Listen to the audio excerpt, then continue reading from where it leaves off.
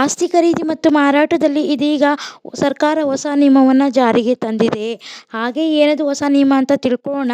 ಹಾಗೆ ಆಸ್ತಿ ಖರೀದಿ ಮತ್ತು ಮಾರಾಟದಲ್ಲಿ ಕೆಲವೊಂದು ಅಗತ್ಯ ದಾಖಲೆಗಳು ಬೇಕೇ ಬೇಕು. ಅದು ಯಾವುದು ಅಂತ ಕೂಡ ನಾವು ತಿಳ್ಕೊಳ್ಳೋಣ. ಅದಕ್ಕೂ ಮುಂಚೆ ಯಾರು ಆಸ್ತಿ ಖರೀದಿ ಮತ್ತು ಮಾರಾಟ ಮಾಡ್ತಿದ್ರೆ ಅಂಥವ್ರಿಗೂ ಕೂಡ ಈ ಒಂದು ವಿಡಿಯೋನ ಶೇರ್ ಮಾಡಿ. ಹಾಗೆ ಅವರಿಗೆ ಒಂದು ಲೈಕ್ ಕೊಟ್ಟು ಸಬ್ಸ್ಕ್ರೈಬ್ ಮಾಡೋದನ್ನ ಮರಿಬೇಡಿ. ಜುಲೈ 1, 2025ರಿಂದಲೇ ಈ ಒಂದು ಎಲ್ಲ ಆಸ್ತಿ ಖರೀದಿ ಮತ್ತು ಮಾರಾಟ ಮಾಡುವ ಡಿಜಿಟಲೀಕರಣವನ್ನು ಮಾಡಲಾಗಿದೆ. ಹಾಗೆಯೇ ಇದನ್ನು ವಂಚನೆಯನ್ನು ತಡೆಗಟ್ಟಲು ಈ ರೀತಿ ಡಿಜಿಟಲೀಕರಣ ಮಾಡಲಾಗಿದೆ ಸ್ನೇಹಿತರೆ.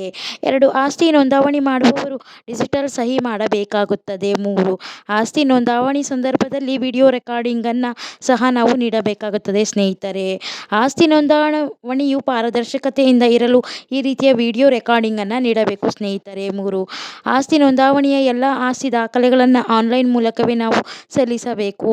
ನೋಂದಣಿ ಕಚೇರಿಗೆ ಹೋಗುವ ಬದಲು ಡಿಜಿಟಲ್ ಸಹಿ ಮಾಡಿ ಸಲ್ಲಿಸಬೇಕಾಗುತ್ತದೆ. 4, ಭೂ ನೋಂದಣಿಯನ್ನು ಆಧಾರ್ ಕಾರ್ಡ್ನೊಂದಿಗೆ ಲಿಂಕ್ ಮಾಡುವುದು ಕೂಡ ಕಡ್ಡಾಯವಾಗಿದೆ. ಭೂಮಿಯನ್ನು ಒಡೆಯ ಯಾರು ನಿಜವಾದ ಒಡೆಯ ಎಂದು ತಿಳಿದುಕೊಳ್ಳಲು ಈ ರೀತಿ ಮಾಡಲಾಗುತ್ತದೆ ವಂಚನೆಯನ್ನು ತಡೆಗಟ್ಟಲು ಸ್ನೇಹಿತರೆ. ಹಾಗೆಯೇ ಆಸ್ತಿ ನೋಂದಣಿಯ ಸಂದರ್ಭದಲ್ಲಿ ಡಿಜಿಟಲ್ ಸ್ಟ್ಯಾಂಪ್ ಡ್ಯೂಟಿಯನ್ನು ನೀಡುವುದು ಕಡ್ಡಾಯ.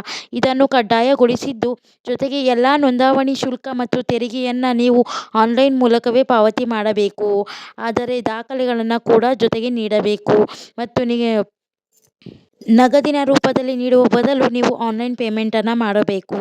ಆಸ್ತಿ ನೋಂದಣಿಯ ಸಂದರ್ಭದಲ್ಲಿ Aadhaar card, PAN card, voter ID card, passport ಮತ್ತು ಡ್ರೈವಿಂಗ್ ಲೈಸೆನ್ಸನ್ನು ನೀವು ಕಡ್ಡಾಯವಾಗಿ ನೀಡಬೇಕಾಗುತ್ತದೆ. ಆನ್ಲೈನ್ ಮೂಲಕ ಅರ್ಜಿ ಸಲ್ಲಿಸುವವರಿಗೆ ಬಯೋಮೆಟ್ರಿಕ್ ಅನ್ನು ಕೂಡ ಕಡ್ಡಾಯಗೊಳಿಸಲಾಗಿದೆ.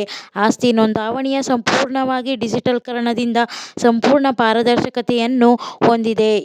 ಈ ಒಂದು ಅಂಶವನ್ನು ಅನುಸರಿಸದಿದ್ದರೆ ನಿಮ್ಮ ಆಸ್ತಿ ನೋಂದಣಿಯಲ್ಲಿ ಆಗಲು ಸಾಧ್ಯವಿಲ್ಲ ಸ್ನೇಹಿತರೆ. ವಿಡಿಯೋ ಇಷ್ಟ ಆದಲ್ಲಿ ಲೈಕ್ ಮಾಡಿ, ಶೇರ್ ಮಾಡಿ, ಸಬ್ಸ್ಕ್ರೈಬ್ ಮಾಡಿ. Thanks for watching.